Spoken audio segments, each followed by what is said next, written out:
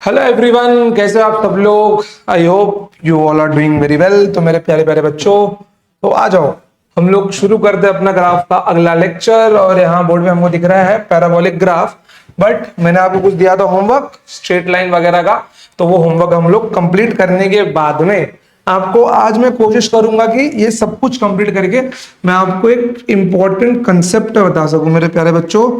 उस कंसेप्ट का नाम है रेडियस ऑफ कर्वेचर। ठीक है, क्या नाम है बच्चों? Radius of curvature. अब अगर मैं आपको इस कंसेप्ट के बारे में अच्छे से बताऊं, और अगर आप लोगों ने मतलब कि अगर आप लोग 12th में गए हो या फिर 11th का टॉपिक आपने अगर मोशन प्लेन अच्छे से किया हुआ है, तो एक होता है आपका एक्सटी ग्राफ। ठीक है, सपोज करो ऐसा कुछ तो ग्राफ दिया हुआ है। अगर आपको रेडियस ऑफ कर्वेचर आता है तो आप लोग उस मोशन का ये जिस मोशन का ग्राफ है आप उसके एक्सेलरेशन के ऊपर अच्छे से कमेंट कर सकते हो, वेलोसिटी के बारे में बता सकते हो, इसकी डायरेक्शन तक बता सकते हो कि ये अपोजिट है कि पैरेलल है, वेलोसिटी बढ़ रहा है कि वेलोसिटी घट रहा है, पार्टिकल की पोजीशन कहां पर है, वो किस टाइम में कहां पर है, सब कुछ बता सकते हो अगर एक रेडियस ऑफ कर्वेचर आपको आता है तो। समझ गए? सिर्फ ये कंसेप्ट आपको सीखना है, डेरिवेशन नहीं सीखना। सिर्फ आपको सिर्फ एक फॉर्मूला सीखना है जिसका फॉर्मूला होता है 1 plus D Y by D X का whole square the whole power 3/2 divided by D two X upon क्या आएगा D two Y upon D x square. ठीक है, बस ये फॉर्मूले को अच्छे से समझना है, उसके बाद में हम लोग आगे की ओर मूव कर जाएंगे। देखना बच्चों, इस ग्राफ के कोर्स में हम लोग ग्राफ इतना इन डेप्थ पढ़ लेंगे ना कि आप लोगों को ग्राफ के क्वेश्चन से डर लगेगा ही नहीं। आप लोग जो भी ग्राफ देखोगे आपको उसके अंदर इंटरेस्ट आएगा, मैं सीखूं किसके अंदर और क्या है सीखने के लिए। ठीक है, तो आइए हम लोग शुरू करते हैं अपना आज का लेक्चर। तो होमवर्क से ही स्टार्ट हम लोग यहाँ पे करते हैं। तो मैंने आपको होमवर्क में क्या दिया हुआ था? होमवर्क में मैंने आपको दिया था if two straight line perpendicular to each other then prove that product of their slope is -1। मेरे को m1 डॉट m2 -1 प्रूव करना था। ठीक है, तो ये यहाँ पे हम लोग लिख के लेते हैं टू प्रूफ क्या हो मेरे प्यारे बच्चों, slope m1 into m2 is -1। ठीक है, तो आ जाओ चलो। तो सबसे पहले हम लोग प्लेन ड्रॉ कर लेते हैं अपना एक्स वाई प्लेन। ठीक है,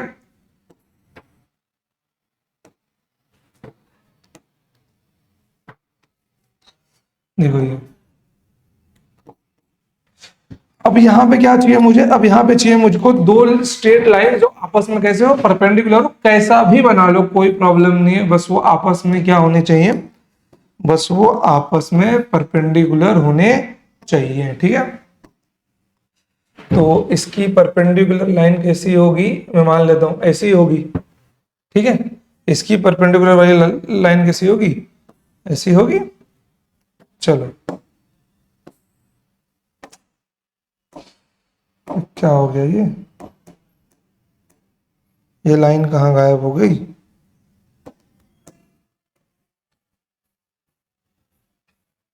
चलो देखो, ठीक है, ये ओरिजिन है। तो मैंने क्या बोला, मैंने इसको बोल दिया लाइन 1।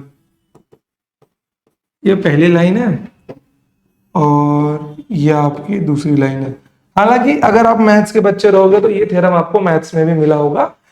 कौन से टॉपिक में? क्लास 11th के स्ट्रेट लाइन के टॉपिक में, कि अगर दो स्ट्रेट लाइन आपस में परपेंडिकुलर है तो उनके स्लोप का प्रोडक्ट क्या होता है? -1 होता है। ठीक है, आ जाओ। सबसे पहले डेफिनेटली मेरे को स्लोप चाहिए, तो मैं यहाँ पे इनका स्लोप निकालूंगा। अगर मैं इस लाइन का स्लोप देखता हूं तो ये एंगल क्या है? थीटा है। इनके बीच में एंगल कितना है? 90 डिग्री है। अब यहाँ पे मैं आपको ना एक ज्योमेट्री का थ्योरम बताता हूँ मेरे प्यारे बच्चों, ध्यान से देखना। अगर आपको आता होगा तो बहुत अच्छी बात है। ठीक है, जैसे कि सपोज करो ये मेरा ट्रायंगल है, और अगर मैं इसके साइड को यहां से इंक्रीज करता हूं थोड़ा सा आगे, ठीक है, एक्सटेंड करता हूं, और इसका नाम दे देते हैं हम लोग ट्रायंगल ABC।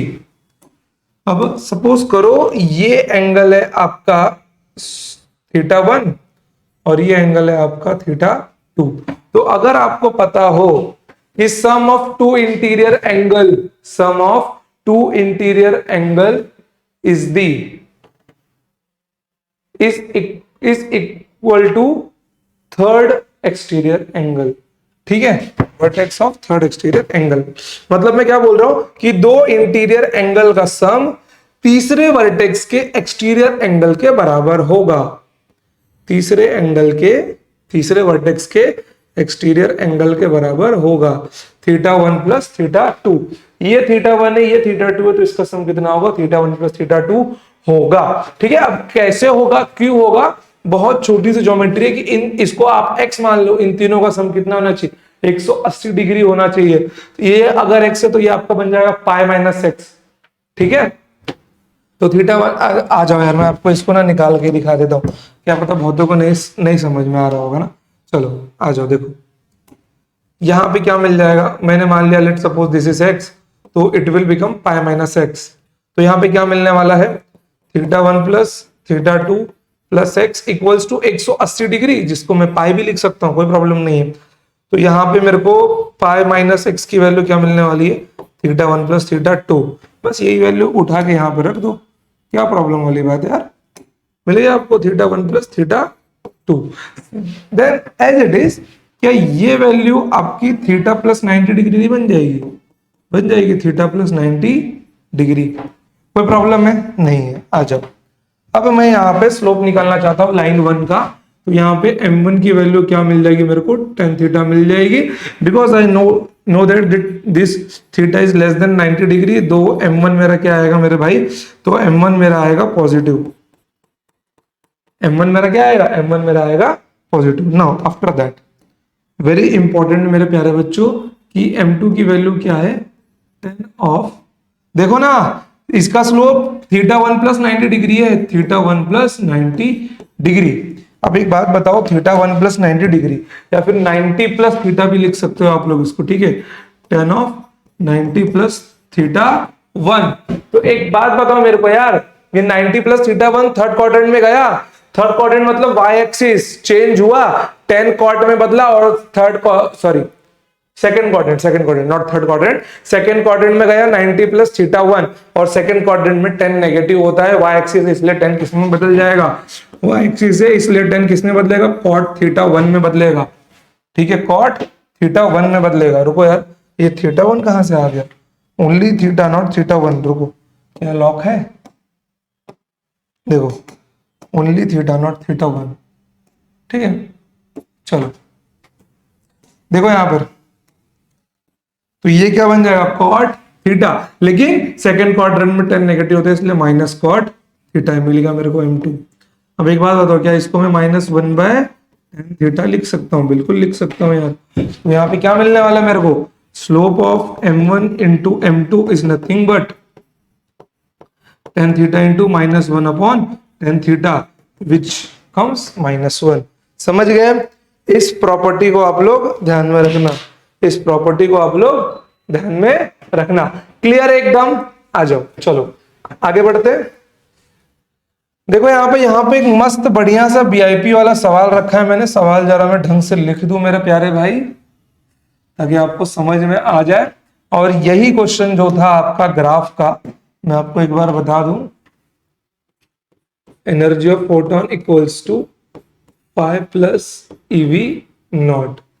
ठीक है, यही जो क्वेश्चन था आपका मेरे प्यारे बच्चों, यही जेई 2024 में रिपीट हुआ था इस बार, 2024 में रिपीट हुआ था। बट क्वेश्चन इजी है, तो आप मान सकते हैं कि अगर सीईटी में आता है तो ये जो टॉपिक है, ये जो फॉर्मूला है आपका, एक क्लास 12 का चैप्टर नंबर कौन सा, chapter number 14, dual nature of radiation and matter, वहां से ये फॉर्मूला मैंने उठाया है, लेकिन सिर्फ बेसिक ग्राफिकल क्वेश्चन था, स्ट्रेट लाइन ग्राफ बनता है तो देख लेना। अगर ये क्वेश्चन रिपीट हुआ तो आप लोग झम से इसका ग्राफ बना लेंगे। क्वेश्चन क्या है, the graph between stopping potential V naught and energy of photon for a given equation। this equation के लिए अब यहाँ पे मैं कुछ चीजें आपको डिफाइन कर दूं पहले, ठीक है।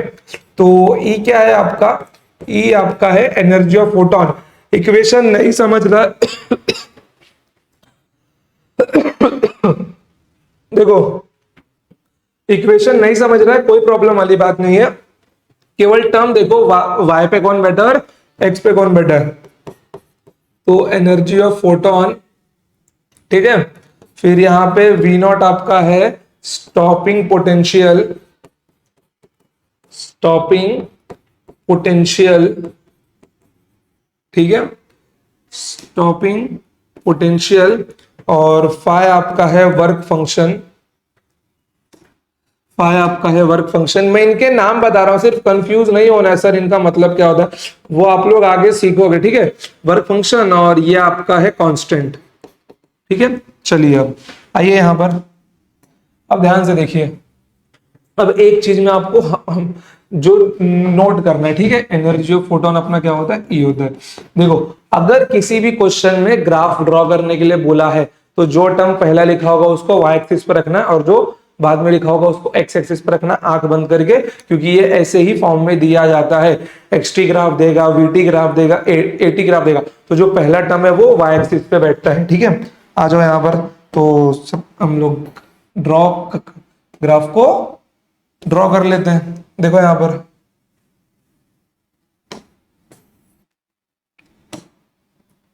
देखो, तो यहां पे क्या मिल जाएगा मेरे को, वी नॉट, और यहां पे क्या मिल जाएगा मेरे को, एनर्जी ऑफ फोटोन। आ जाओ, इक्वेशन क्या दिया गया है मेरा, E equals to 5 plus EV naught, E equals to 5 plus E equals to 5 plus EV naught. But one most important thing मेरा छोटे भाई, ध्यान देखना कि ये वी नॉट और ई है, मतलब जो वाई एक्सिस पे है, मुझे वाई इसको अकेला करना है। देखो, जो वाई एक्सिस पे टर्म होगा ना, कोशिश करना कि वहां पे जो फैक्टर दिया गया उसको अकेला करो। अकेला करने के बाद में, क्योंकि जितने भी इक्वेशन मिलेंगे y इक्वल्स टू इसमें ही रखना है आपको, समझ गए। तो y एक्सिस वाला जो टर्म है वो अकेला होना चाहिए, तो मेरे को y एक्सिस वाले टर्म को अकेला करना है। तो सबसे पहले मैं इसको ईवी नॉट कर लेता हूं। क्या मिल जाएगा ये मेरे को, ये मेरे को मिल जाएगा e माइनस 5। उसके बाद में मेरा अगला स्टेप क्या होगा मेरे प्यारे बच्चों, मैं e से दोनों साइड डिवाइड कर देता हूं, तो ये क्या मिल जाएगा, e divided by small e, ठीक है, e divided by small e, और ये क्या मिल जाएगा, -5 बाई ई, -5 बाई ई। कोई प्रॉब्लम है, नहीं, कोई प्रॉब्लम नहीं है। आ जाओ, अब ध्यान दो यहां पर, v not equals to 1 by e into e -5 by e. अब ध्यान देना यहां पर, मैं बहुत इंपॉर्टेंट चीज लिख रहा हूं। y एक्सिस पे v नॉट है, ठीक है, ये ई एक्स पे e है, और ये प्लस सी, और दिस इज m। तो यहां पर आप क्या बोल सकते हो, स्लोप की जगह पे क्या लिखा है, 1 बाई ई लिखा है, और -5 बाई ई कहाँ है आपका, यहाँ पर है। तो यहाँ पे ये टर्म तो पॉजिटिव मिल गया मेरे को, तो मेरा स्लोप कैसा है, स्लोप मेरा पॉजिटिव है, बट सी मेरा क्या है, सी मेरा नेगेटिव है, मतलब इंटरसेप्ट मेरा नेगेटिव है। तो मैं मान लेता हूं कि मेरा नेगेटिव इंटरसेप्ट कहीं यहाँ होगा। तो भैया मेरा ग्राफ कैसा बनना चाहिए, मेरा ग्राफ ऐसा बनना चाहिए, खत्म बात, समझ गए। मेरा ग्राफ कैसा बनना चाहिए, ऐसा बनना चाहिए। तो यहां से मेरे को टेन थीटा की, अर्थात मेरे स्लोप की वैल्यू मिल जाएगी क्या, 1 बाई ई। और अगर मेरे को यहां से थीटा भी पूछ लिया होता तो ये क्या मिलने वाला है, ये मुझको मिलने वाला है tan inverse of 1 by E. Clear हुआ, ये होगा इसका ग्राफ। सिंपल था ना एकदम, स्ट्रेट लाइन ग्राफ से हमने कंपेयर करके कर लिया, सिंपल था ना एकदम। चलिए बढ़ते हैं आगे हम लोग, आ जाओ। Wow, acceleration at t equals to 7 second, ये आपको पूछा गया है, ठीक है। बट मुझे लगता है कि ये ग्राफ ना आपको आगे करना चाहिए। आ जाओ, अच्छा पैराबोला यहाँ से स्टार्ट हो रहा है ना, ठीक है। चलो, तो यहाँ पे अब मैं आपको एक इंपॉर्टेंट चीज बताऊंगा, अच्छे से देखना उसको, ठीक है। चलो देखो, आ जाओ।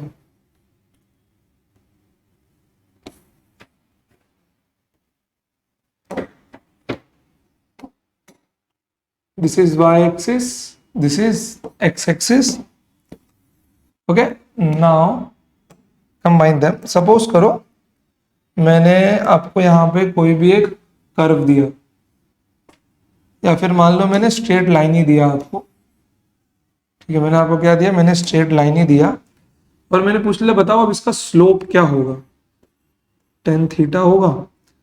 अब इसका स्लोप में एक फॉर्म में और लिख सकता हूं ना मेरे भाई। स्लोप एक तो आपको मालूम है del Y by del X होता है, एक होता है आपका टेन थीटा। बट एक स्लोप हमने और देखा था कि मैं डेल्टा को डी से रिप्लेस कर सकता हूं। कब? जब मेरा कॉर्ड टेंजेंट बन जाता है। तो अब से ग्राफ का स्लोप आपको क्या लिखना है? D Y by D X लिखना है। क्या लिखना है मेरे प्यारे बच्चों? D Y by D X लिखना है। समझ गए? अब ध्यान देना है यहां पर। एक बात बताओ, अगर मैं इस पॉइंट पे स्लोप देखना चाहूं तो ये भी तो थीटा आएगा। इस पॉइंट पे स्लोप देखना चाहूं तो ये भी तो थीटा आएगा। इस पॉइंट पे स्लोप देखना चाहो तो मेरे प्यारे बच्चों ये भी तो थीटा ही आएगा। तो मैं क्या बोल सकता हूं? मैं यहां पर ये बोल सकता हूं कि slope of straight line graph, slope of straight line graph is constant. Straight line graph का स्लोप कैसा होता है मेरे प्यारे बच्चों? स्ट्रेट लाइन ग्राफ का स्लोप कैसा होता है? कांस्टेंट होता है। ऊपर का दिख नहीं रहा है यार, नहीं दिख रहा। ठीक है, slope of straight line graph is constant. ये बात ध्यान में रखना आप लोग। समझ गए? क्लियर है एकदम? चलिए आगे बढ़ते हैं। अब देखो, सपोज करो कोई अगर एक रैंडम सा ग्राफ दिया हो तब क्या करोगे आप? कॉपी कर लेता हूं ना, कौन बार बार निकाले एक्सिस। ठीक है, सपोज करो कोई अगर रैंडम सा कर्व दिया हो तब क्या करोगे? देखो, मान लो कि आपको अगर ऐसा कर्व दिया जाए, ठीक है, आपको अगर ऐसा कर्व दिया जाए तब क्या करोगे आप लोग? और अगर किसी पॉइंट का आपको स्लोप निकालने के लिए बोल दिया जाए तो कुछ नहीं करना है, उस पॉइंट के ऊपर आपको केवल क्या खींच देना मालूम है? उस पॉइंट के ऊपर केवल आपको एक टेंजेंट खींच देना है। क्या खींच देना है? केवल और केवल एक टेंजेंट खींच देना है, बस। समझ गए? तो ये हो गया, ये टेंजेंट हो गया इस पॉइंट के ऊपर। अब इस पॉइंट का स्लोप कैसे निकालोगे? कुछ नहीं करना है यार। इस पॉइंट से एक्स एक्सिस के डायरेक्शन में इमेजिनरी लाइन अपने मन में बनानी है। फिर यहां पर क्या होगा? ये आपको मिल जाएगा थीटा वन। तो ये पॉइंट पी है, तो यहां पर मैं क्या बोल सकता हूं? Slope of point P is what? Tan theta one. और क्या बोल सकते हो? D Y by D X. बस यहाँ पे वैल्यू क्या हो रही है? चेंज हो रही है ना वाई की। वाई की और एक्स की दोनों की वैल्यू क्या हो रही है? चेंज हो रही है। क्लियर हुआ इतना? कोई प्रॉब्लम है यहाँ पे आपको? कोई दिक्कत नहीं है? चमक रहा है ना एकदम? चलिए आ जाओ, ये समझना इंपॉर्टेंट है। अब एक बात बताओ, यहां पर मेरे को क्या मिल गया था? सारे स्लोप कांस्टेंट तो सब क्या है? सारे स्लोप कांस्टेंट है। तो मैं क्या बोल सकता हूं कि यहाँ पे मेरे D Y by D x की वैल्यू क्या आ रही है? कांस्टेंट आ रही है। क्या आ रही है? D Y by D x की वैल्यू क्या है यहाँ पे? कांस्टेंट है। ठीक है, क्लियर इतना? चलो, आई होप कि आपको इस वाले फंक्शन में भी कोई डाउट नहीं होगा। अगर मान लो मेरे को इस वाले पॉइंट का स्लोप निकालना हुआ तो तब क्या होगा मेरा भाई?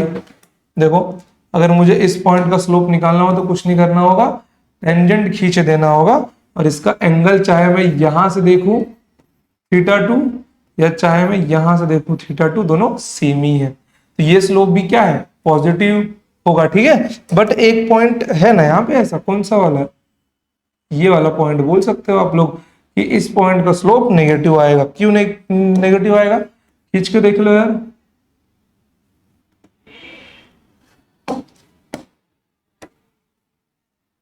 इस पॉइंट से जो टेंजेंट पास हुआ है, जो एंगल वो यहाँ पे बनाएगा theta three, it is greater then 90 degree ना मेरा भाई। It is greater then 90 degree. समझ गए? तो यहाँ पे स्लोप क्या होगा? नेगेटिव होगा। तो इसका स्लोप की वैल्यू क्या होगी? पॉजिटिव होगी। टेन थीटा टू की वैल्यू क्या होगी? पॉजिटिव होगी। बट टेन थीटा थ्री की वैल्यू क्या होगी? नेगेटिव होगी। क्लियर हुआ एकदम? कोई प्रॉब्लम है यहाँ पे? नहीं। आ जाओ, चलिए बढ़ते हैं आगे फिर। चलो, सपोज करो मैं यहाँ पे ऐसा कर्व दे रहा हूं। ठीक है, मैं यहाँ पे ऐसा एक कर्व दे रहा हूं।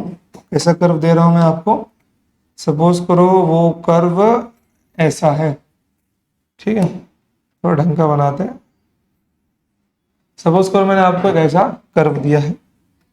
This is y, this is x, ठीक है।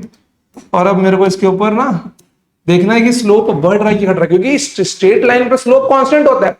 स्ट्रेट लाइन पे स्लोप क्या होता है मेरे भाई? स्ट्रेट लाइन पे स्लोप कांस्टेंट होता है। बट जैसे ही मैं किसी कर्व पे जाता हूं तो स्लोप बढ़ता है घटता है, स्लोप बढ़ता है घटता है, ठीक है। चलो अब देखो यहां पर थोड़ा साइड में कर दो क्या, देखो। तो मैं बात करता हूं इस पॉइंट की, मैं 2-3 पॉइंट्स ले लेता हूं यहां पर, ठीक है। चलो अब इन पॉइंट्स के ऊपर अलग अलग रंगों से स्लोप हम लोग खींचेंगे। एक ये वाला लाइन हुआ, तो रुक जाओ यार, अच्छे से ना सबके लिए एक बार वो बेस हम लोग तैयार कर दें।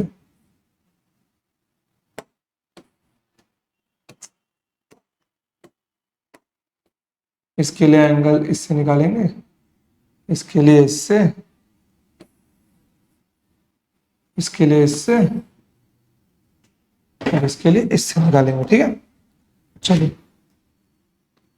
देखो अब यहां पर इसके लिए एंगल मेरे को क्या मिल जाएगा, θ1 मिल जाएगा, कोई प्रॉब्लम वाली बात नहीं है। चलो इसका स्लोप बताओ यार, ये इसका स्लोप होगा, ये क्या मिलने वाला है, θ2 मेरे को मिल जाएगा, चलेगा। चलो इसका स्लोप बताओ मेरे को, अभी ध्यान से देखना स्लोप आप लोग, ठीक है। इसका स्लोप क्या मिलने वाला है मेरे को, इसका स्लोप मिलने वाला है, रुको रुको ये काफी ज्यादा ऊपर हो गया है स्लोप इसका ना, थोड़ा सा ना ऐसे घुमाना पड़े।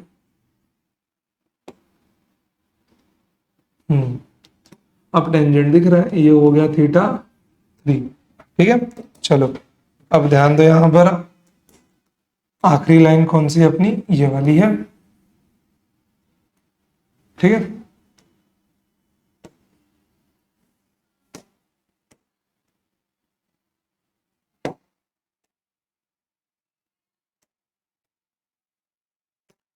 ये मेरा हो गया θ4। अब इसको देख के मैं क्या बोल सकता हूं मेरे प्यारे भाई, आप लोग ध्यान से बताना। इसको देख के मैं बोल सकता हूं कि θ1 is greater than θ2 and θ2 is greater than θ3 and θ3 is greater than θ4, कि ये वैल्यू ज्यादा है मतलब यहाँ पे स्लोप ज्यादा होगा, ये वैल्यू ज्यादा है मतलब यहाँ पे स्लोप ज्यादा होगा, समझ गए। और एक और बात, अगर θ1 ज्यादा है तो डेफिनेटली tan θ1 की वैल्यू भी ज्यादा होगी, θ2 ज्यादा है तो यहाँ पे tan θ2 की वैल्यू भी ज्यादा होगी, और यहाँ पे θ3 ज्यादा है तो यहाँ पे tan θ3 की वैल्यू ज्यादा होगी, और यहाँ पे tan θ4 की वैल्यू ज्यादा होगी। तो यहाँ पर मैं क्या बोल सकता हूँ, यहाँ पर मैं बोल सकता हूँ स्लोप इज इंक्रीजिंग, क्या मेरे भाई, स्लोप इज इंक्रीजिंग, समझ गए। यहाँ पर स्लोप क्या है, यहाँ पर स्लोप बढ़ रहा है, क्या हो रहा है यहाँ पर, स्लोप बढ़ रहा है। रुको रुको रुको, not slope is not increasing, slope is decreasing, theta कम हो रहा है ना, तो स्लोप इज डिक्रीजिंग, ठीक है, स्लोप इज डिक्रीजिंग। चलिए क्लियर हुआ, इतना बेसिक सी बातें थी, इसको हम लोग और अच्छे से आगे देखेंगे जब हम लोग सारे के सारे जितने भी पैराबोला एक्सपोनेंशियल सब पढ़ चुके होंगे, केवल एक छोटा सा इंट्रो था ये, ठीक है। आ जाओ, तो अब हम लोग अपना आज का इंपॉर्टेंट टॉपिक स्टार्ट करते हैं, जो है मेरे लिए रेडियस ऑफ कर्वेचर।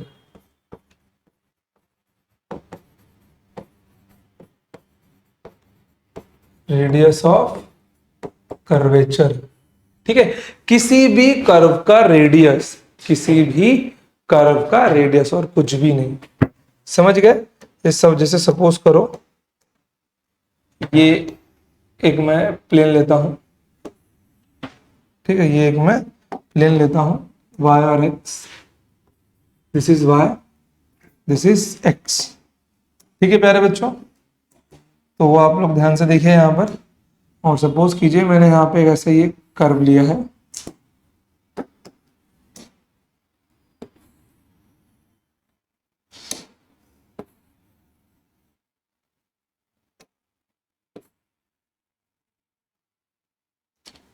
मैंने यहाँ पे क्या लिया, मैंने यहाँ पे ऐसा एक कर्व लिया है। अब एक बात मेरे को आप लोग बताइए कि यहाँ पे आपको एक कर्व प्लेस दिख रहा है, कौन सा वाला प्लेस बोल रहा हूं मैं, ये वाला पॉइंट कर्व, ये कर्व, ये कर्व, ये कर्व, इसको हम लोग क्या बोलते हैं? इसको हम लोग बोलते हैं radius of curvature, radius of curvature. ठीक है, ये आगे स्ट्रेट लाइन है। ठीक है, दिख तो रहा है ना स्ट्रेट लाइन। चलिए थोड़ा इसको मैं आगे बढ़ाता हूं। चलिए देखिए यहां पे अब, चलिए अब ध्यान से देखना आप लोग मेरे प्यारे भाई, कि अगर मैं आपसे बोलूं कि ये जो कर्व है किसी सर्कल का हिस्सा हो सकता है? हो सकता है, बिल्कुल हो सकता है। तो क्या यहां पर इस पॉइंट पे एक छोटा सा सर्कल नहीं बैठ सकता? हाँ या ना तो बोलो भाई। बैठ सकता है ना, इस पॉइंट पे एक छोटा सा सर्कल यहां बैठ सकता है, वैसे ही एक छोटा सा सर्कल यहां बैठ सकता है, बिल्कुल बैठ सकता है ना। वैसे ही एक छोटा सा सर्कल यहां बैठ सकता है, और वैसे ही एक सर्कल यहां बैठ सकता है, छोटा सा एकदम। ठीक है, और उसके बाद में एक सर्कल यहां बैठ सकता है, आया ना। एक जो सर्कल है वो यहां बैठ सकता है। ठीक है, फिर उसके बाद में एक जो आपका सर्कल है वो यहां बैठ सकता है कर्व के ऊपर। ठीक है, उसके आगे नहीं आएगा। ठीक है, अब ध्यान देना आप लोग, क्या ध्यान देना मालूम है? अब आप लोग अगर ध्यान से देखते हैं,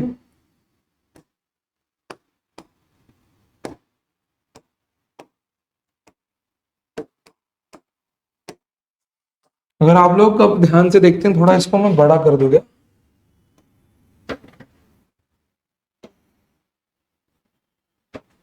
ताकि और अच्छे से दिख सके ना ये आपको।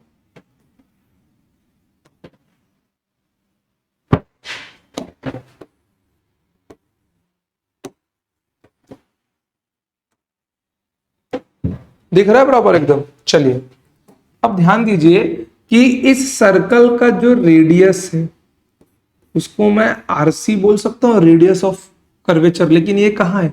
डाउनवर्ड है, बिलो द कर्व। और इस सर्कल का जो रेडियस है इसको RC1 बोल दो। ये है इसका रेडियस RC2। ठीक है, इसका रेडियस है RC3। इसका रेडियस क्या है मेरे प्यारे भाई? इसका रेडियस है RC4। ठीक है, रुको रुको, ये एरो यहां नहीं आएगा,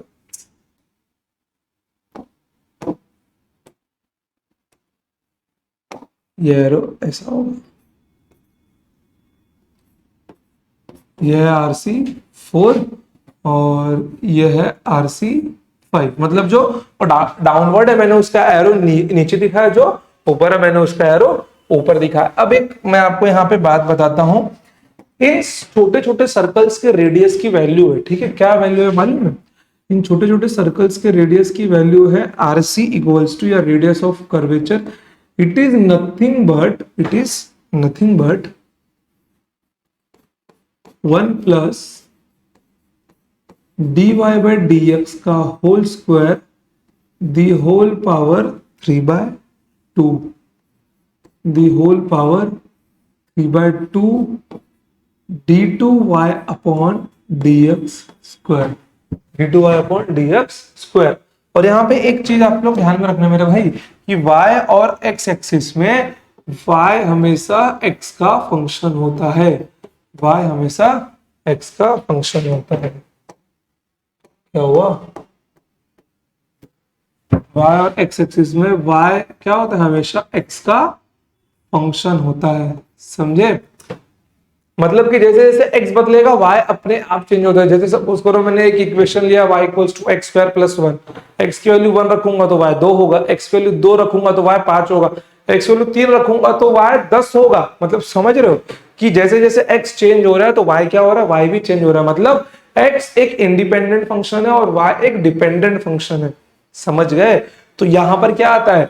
y एक्सिस पे बैठता है डिपेंडेंट वैल्यू और x एक्सिस पे कौन बैठता है? Independent value. कभी भी देख लेना आप लोग, ठीक है? y एक्सिस पे कौन बैठता है? y एक्सिस पे बैठता है डिपेंडेंट। ठीक है, y एक्सिस पे कौन बैठता है? डिपेंडेंट।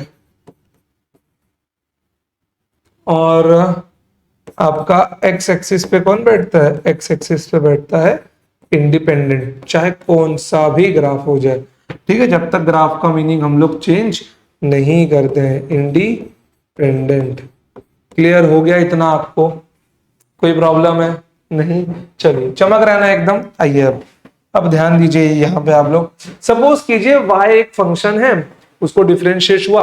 देखो आप में से ना बहुतों को डिफरेंशिएशन नहीं आता होगा, तो अभी मैं क्वेश्चन भी नहीं दे रहा हूं, मैं अगला लेक्चर डिफरेंशिएशन का बेसिक्स लूंगा, उसके बाद में हम लोग क्वेश्चन स्टार्ट, तो उसका क्वेश्चन स्टार्ट कर देंगे, ठीक है। अब ध्यान से देखिए कि dy बाय dx जो है, यहां पर डिफरेंशिएशन का जो भी वैल्यू हो, यहां पर डिफरेंशिएशन का जो भी वैल्यू हो, अगर वो नेगेटिव हो स्क्वायर करने पे पॉजिटिव होगा, पॉजिटिव हो स्क्वायर करने पे स्टिल पॉजिटिव होगा। मतलब इस टर्म का ओवरऑल, ये जो टर्म है मेरा कौन सा, dy बाय dx का होल स्क्वायर, इसको मैं क्या बोल सकता हूं? It is always positive. It is always positive. रुको यार, ये लोगों के पीछे जा रहे हैं ना ये, रुक जाओ। इट इज ऑलवेज पॉजिटिव, दिख रहा है? ठीक है, इट इज ऑलवेज पॉजिटिव। क्यों? उसका स्क्वायर कर रहा हूं मैं। मतलब यहां पर मैं क्या बोल सकता हूं कि ये जो एक टर्म है d square y upon D x square, क्या है? बहुतों को पता होगा, जिसको नहीं पता होगा वो धीरज बनाकर रखो, मैं आगे बताऊंगा। मतलब मैं क्या बोल सकता हूं, this sign of the sign of radius of curvature is depend upon, the sign of radius of curvature is depend upon d square y upon dx square, ठीक है। रेडियस ऑफ कर्वेचर पॉजिटिव होगा कि negative होगा, ये किस पे depend करता है? ये इस साइन पे डिपेंड करता है, सीधी सी बात है। अब यहां पे आ जाओ, मैं आपको एक चीज नोट करवा रहा हूं, ध्यान से देखना।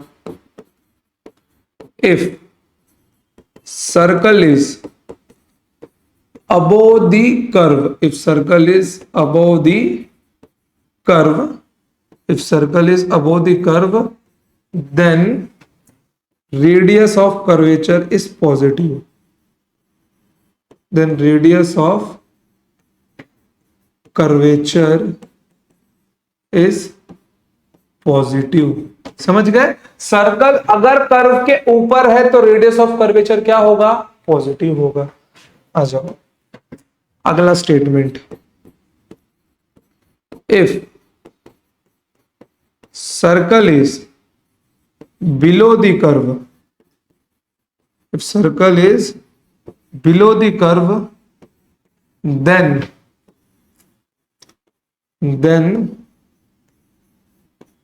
रेडियस ऑफ कर्वेचर इज, यहां पे स्पेलिंग आप लोग सही कर लेना, ठीक है।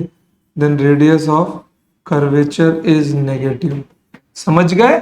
अगर ये साइन बिलो दी कर्व हुआ तो रेडियस ऑफ कर्वेचर क्या होगा? नेगेटिव होगा। या अगर ऊपर की ओर हुआ तो पॉजिटिव होगा। अब हम लोग कल अगर डिफरेंशिएशन करते हैं ओवरऑल, ठीक है, तो मान के चलिए अगर डिफरेंशिएशन में सिर्फ डिफरेंशिएशन के बेसिक्स के ऊपर वीडियो बनाता हूं, ऐसा मान के कि आपको नहीं आता पूरा डिफरेंशिएशन, उसका कौन सा summation rule, multiplication rule, division rule, उसके बाद में उससे मैक्सिमा, मिनिमा और बहुत सारे क्वेश्चंस, ठीक है। तो वो 2-2.5 घंटे की वीडियो अपनी बन जाएगी वहां पर। तो मान के चलना कि वो उतना पढ़ने के बाद में इसमें और कुछ नया आपको दिखने लगेगा, ठीक है। बहुत कुछ जो चीजें मैंने अब तक आपको नहीं बताई है ना, वो चीजें भी आपको दिखने लगेंगी, क्योंकि मैं वेट कर रहा हूं कि मैं कल लेक्चर डिफरेंशिएशन का आपके लिए रिकॉर्ड कर दूं, फिर हम उस सारी नई बातों पे अच्छे से बात उसके ऊपर हम लोग करेंगे, ठीक है बच्चों। चलो, तो इतनी चीजें आपको सिर्फ ध्यान में रखनी है कि अगर सर्कल कर्व के नीचे है तो रेडियस ऑफ कर्वेचर नेगेटिव होगा, और अगर ऊपर है तो पॉजिटिव होगा। क्लियर हुआ इतना? कोई प्रॉब्लम, कोई परेशानी नहीं है, दिक्कत नहीं है आपको? चलिए, तो इतना लिख के लीजिए यार, आप लोग लिख के लीजिए इसको, ठीक है, लिख के लीजिए। हो गया बच्चों? चलो यार फिर बढ़ते हैं आगे। अब देखो, जो रेडियस ऑफ कर्वेचर का जो मैंने आपको इतना बताया है, इसको एज इट इज अपने ब्रेन में उतार लो, ग्रहण कर लो, जो करना है कर लो, बस ये भूलना मत। मालूम है, तो 12 तक तो भूलना ही मत। बट फिर भी इसको ध्यान में रखना, मैं आफ्टर डिफरेंशिएशन जब मैं पैराबोला स्टार्ट करता रहूंगा मैं आपको ये पूरा बता दूंगा। अब मैं समझ गया हूँ कि डिफरेंशिएशन की नीड, देखो जिन बच्चों के लिए नहीं है उनके लिए तो मैं रिकॉर्ड कर ही रहा हूँ डिफरेंशिएशन के बेसिक्स, अगर आपको भी लगता है देखना तो आप लोग भी देख ही लेना, ठीक है। चलो फिर बढ़ते हैं आगे, क्योंकि बच्चों के बेसिक्स बहुत ही कमजोर होते हैं, खास करके ग्राफ के टॉपिक्स, इसलिए वो यहाँ पे इतना कुछ अच्छा यहाँ पे दे नहीं पाते अपना परफॉर्मेंस, ठीक है। तो अगला जो ग्राफ है अपना वो है मॉड फंक्शन, ठीक है, मॉडुलस फंक्शन। क्या है वो? Modulus function. अब ध्यान देना यार, बहुत सारे बच्चों को ना ऐसा लगता होगा कि यार मॉड का काम होता है सबको पॉजिटिव कर देना, ऐसा नहीं होता।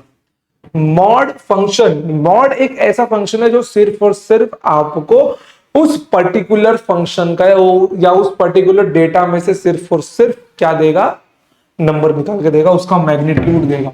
Only it will gives and only magnitude, ये सिर्फ और सिर्फ आपको मैग्नीट्यूड देगा और कुछ भी नहीं देगा, बस सिर्फ और सिर्फ मैग्नीट्यूड। जैसे सपोज करो ये होता है मॉड फंक्शन, ठीक है, एफ ऑफ एक्स।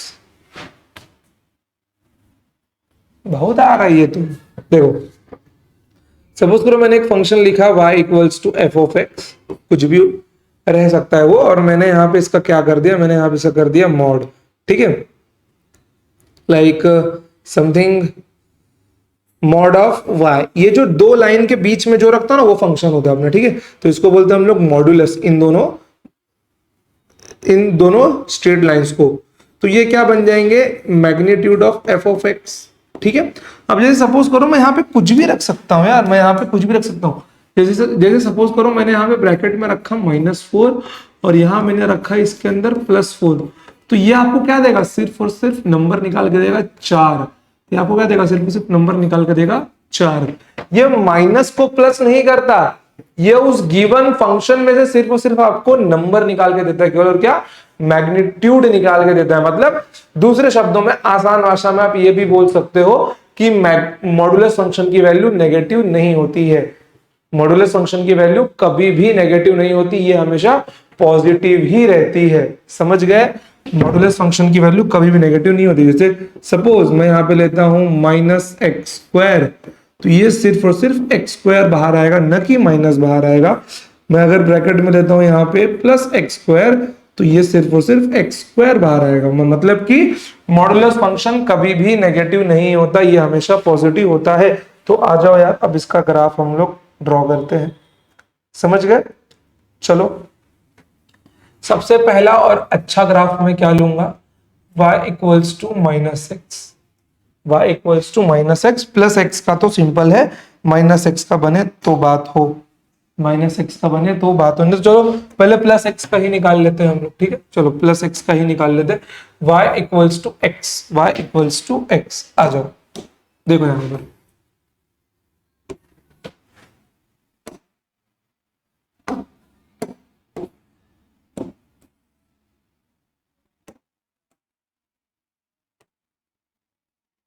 देखो,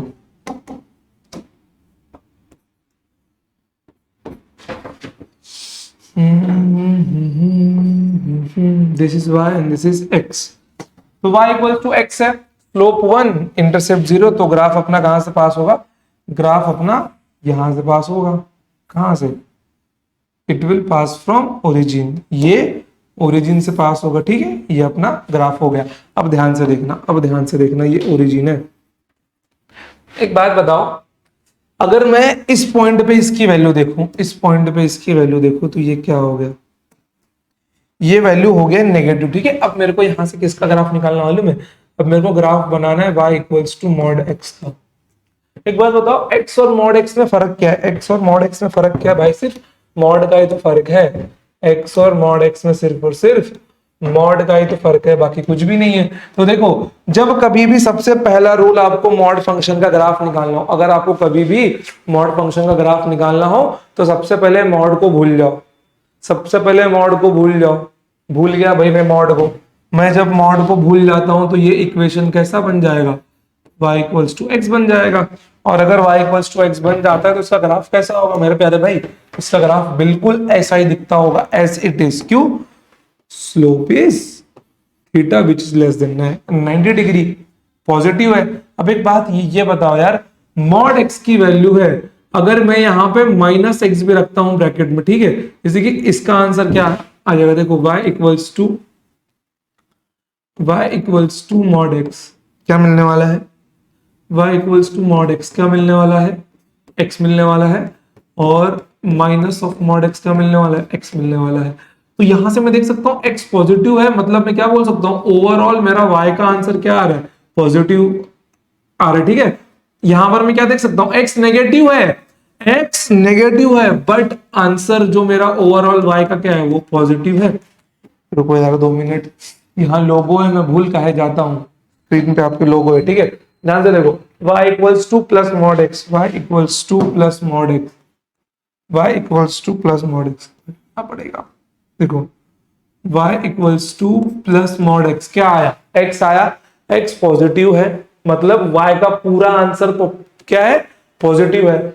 y equals to minus mod x, sorry y equals to negative x mod, ठीक है, या माइनस मॉड x, ठीक है, मतलब यहाँ पे x की वैल्यू नेगेटिव है, फिर भी वो बाहर क्या आया, x आया, मतलब ओवरऑल y मेरा क्या होगा, पॉजिटिव है। मतलब मैं क्या बोल सकता हूं, x अगर नेगेटिव है तो भी y पॉजिटिव है, y x अगर पॉजिटिव है तो y पॉजिटिव है ही, तो y पॉजिटिव है ही। तो एक बात ये बताओ यार, यहां पे x नेगेटिव है लेकिन y भी तो नेगेटिव हुआ, x नेगेटिव है लेकिन y भी तो नेगेटिव हुआ, x नेगेटिव है लेकिन y भी तो नेगेटिव हुआ। तो क्या करना होगा मेरे प्यारे भाई, क्या करना होगा, ध्यान से देखना, ध्यान से देखना आप लोग, कुछ नहीं करना होगा, इस पूरे फंक्शन को रिवर्स कर दो, इस पूरे फंक्शन को ही रिवर्स कर दो। मतलब मैं क्या बोल रहा हूं मालूम है, मतलब मैं आपसे बोल रहा हूं कि इस पूरे फंक्शन को ही रिवर्स कर दो, समझ गए। से देखो ये आपका ग्राफ था, ठीक है, बट मैंने क्या बोला, इस पूरे के पूरे वैल्यू को ही आपको रिवर्स कर देना है, इस पूरे के पूरे वैल्यू को ही आपको क्या करना है, रिवर्स कर देना है। तो ये आंसर आपको अब नहीं देखना, सिर्फ ये आपका ग्राफ बन जाएगा ऐसा वी टाइप में मॉड एक्स का ग्राफ, समझ गए। जो नेगेटिव पार्ट हो उसको पॉजिटिव कर दो सीधा, जैसे कि यहाँ पे मॉड के अंदर जो भी फंक्शन हो उसका नॉर्मल ग्राफ निकालो, मॉड के अंदर जो भी फंक्शन हो उसका नॉर्मल ग्राफ निकालो, फिर नेगेटिव पार्ट को पॉजिटिव कर दो। चाहिए तो मैं यहाँ पे लिख देता हूं मॉड एक्स का रूल नंबर 1, ठीक है, मॉड हटाकर सबसे पहले ग्राफ बनाओ, मॉड हटाकर ग्राफ बनाओ। रूल नंबर 2,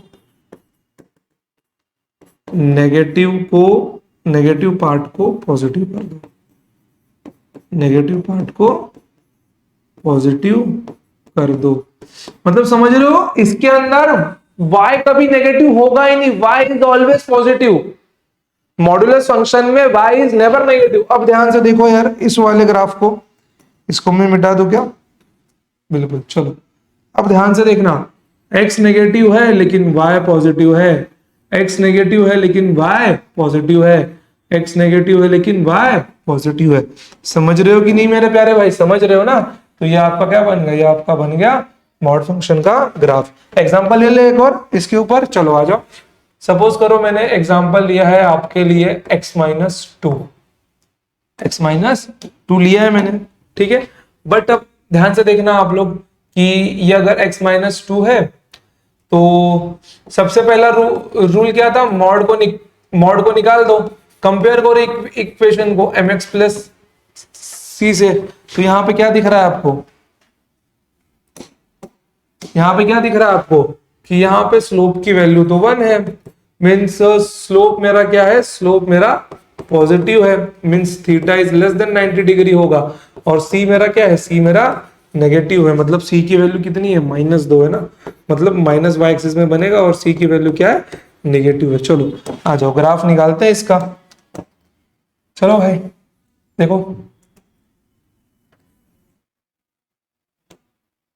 ठीक है, देखो ये y एक्सिस, ये x एक्सिस, इंटरसेप्ट आपका नेगेटिव है, इंटरसेप्ट क्या आपका नेगेटिव है, लेकिन थीटा अपना कैसा होगा, लेस देन 90 डिग्री। तो मैं कैसा बोल सकता हूँ, ग्राफ अपना ऐसा बनना चाहिए, बिल्कुल ऐसा बनना ही चाहिए। ठीक है, ग्राफ अपना ऐसा बनना ही चाहिए। बट मैं एक बात क्या जानता हूं कि इस पॉइंट के नीचे, इस पॉइंट के नीचे क्या होगा, y नेगेटिव हो रहा है ना। देखो ना y क्या हो रहा है, y की वैल्यू नेगेटिव हो रही है। और यही तो मैं नहीं चाहता कि y की वैल्यू क्या हो, y की वैल्यू नेगेटिव हो। तो जितना नेगेटिव पार्ट है उसको मैं क्या करूंगा, उसको मैं पॉजिटिव कर दूंगा। जितना नेगेटिव पार्ट है उसको मैं क्या करूंगा, उसको मैं पॉजिटिव कर दूंगा। समझे कि नहीं जी बाबू मोशाई, हम समझ गए हैं बिल्कुल अच्छे से। तो ये मेरा नेगेटिव पार्ट है, एकदम पैरेलल में इसके खींच लो भाई एकदम। ठीक है, ये मेरा नेगेटिव पार्ट है। अब एक बात बताओ, इसको मैं कैसे निकालूंगा, इसका मैं क्या करूंगा, इसका मैं करूंगा ट्रांसपोज। तो ये मेरा बन जाएगा ग्राफ। ठीक है, क्या बन गया ये मेरा बन गया ये ग्राफ। तो ये पूरा ग्राफ मेरा क्या होगा, ये होगा मेरा मॉड फंक्शन का ग्राफ। समझ गए। जैसे कि ये देखो, जैसे कि ये वैल्यू -2 दी, तो ये वैल्यू क्या बन जाएगी, +2 बन जाएगी। बरोबर इक्वल में एकदम ये अपने आप को क्या करता है, पलटी मारता है। बराबर ये इक्वल में पलटी मारता है। समझ गए, सिंपल था। जो ग्राफ, जो लाइन y को नेगेटिव कर रही हो उसको पलट दो, जो वैल्यू y को नेगेटिव कर रही हो उसको पलट के ऊपर फेंक दो। समझ गए, क्लियर है। अब ये मॉड फंक्शन आपका पैराबोला में भी होगा, क्यूब में भी होगा, बहुत कुछ होगा यार। अभी तो ग्राफ आपको और बहुत पढ़ना है। ठीक है, समझ गए इतना। एक और क्वेश्चन ले ले यार हम लोग। चलो देखो, y equals to mod of 4x minus 4। ठीक है, चलो यार, सबसे पहला नियम मैंने क्या बताया आपको, कंपेयर करो y equals to mx plus c से, और मॉड निकाल दो अभी 4x माइनस 4। तो m की वैल्यू क्या है, 4 है, which is positive, it means theta is less than 90 degree. c की वैल्यू क्या है, -4 है, it means it is negative. चलो देखो,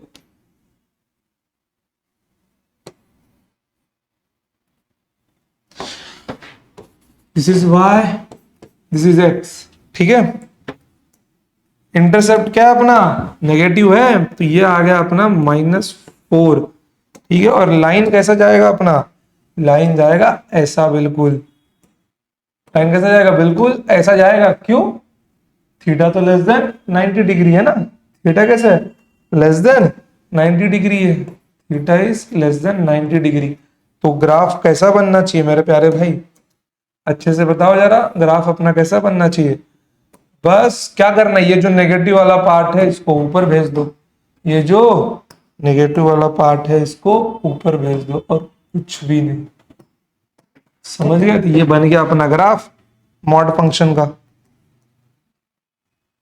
और ये वाला पॉइंट क्या होगा अपना, ये वाला पॉइंट होगा अपना +4। तो समझ गए, ये वाला ग्राफ अपना होगा किसका, ये ग्राफ किसका होगा, y equals to mod of 4x minus 4 का, जिसका आंसर हमेशा पॉजिटिव आएगा। क्लियर हुआ यहां तक आपको, कोई प्रॉब्लम, कोई परेशानी नहीं है। तो अब तक हमने क्या क्या पढ़ लिया मेरे प्यारे भाई, अब तक हमने पढ़ लिया है straight line curve, straight line curve और मॉडुलस फंक्शन। ठीक है, और मॉडुलस फंक्शन, और आज एक नया टॉपिक देखा, रेडियस ऑफ कर्वेचर। ये सिर्फ इंट्रोडक्शन था मेरे प्यारे भाई। इसको जाके जब हम लोग काइनेमेटिक्स 1D का ग्राफ, मोशन इन प्लेन का जो आपका स्टार्टिंग का टॉपिक है क्या, मोशन इन स्ट्रेट लाइन, इसको हम लोग और अच्छे से देखेंगे ग्राफ को एनालाइज करने के लिए। ठीक है, चलिए, तो अब मान के चलिए जो अपना अगला लेक्चर रहेगा, एक तो ग्राफ के ऊपर आएगा पैराबोला का। ठीक है, वो तो आज हम लोग स्टार्ट नहीं कर पाए। और जो अगला लेक्चर होगा वो होगा डिफरेंशिएशन का बेसिक्स, पूरा A to Z। एक ही वीडियो में मैं उसको खत्म करने वाला हूं, क्योंकि उसकी जितनी जरूरत है यहाँ पे हम लोग उतना ही देखेंगे, उससे ज्यादा हम लोग उसको नहीं देखेंगे। ठीक है बच्चों, चलो तो आज के लिए इतना ही, मिलते हैं next time. Till then tata bye bye, जय हिंद, जय भारत, लव यू ऑल। पढ़ते रहिए, कुछ रहिए, और कुछ भी डाउट हो यार पूछो। ग्राफ पढ़ना बहुत जरूरी है फिजिक्स समझने के लिए। फिजिक्स में आप लोग जब भी ग्राफ देखोगे ना, आप लोग भागोगे नहीं, उसको देखोगे, बोलोगे आओ हम आपको सॉल्व करते हैं। ठीक है, तो मिलते हैं next time. Till then tata bye bye.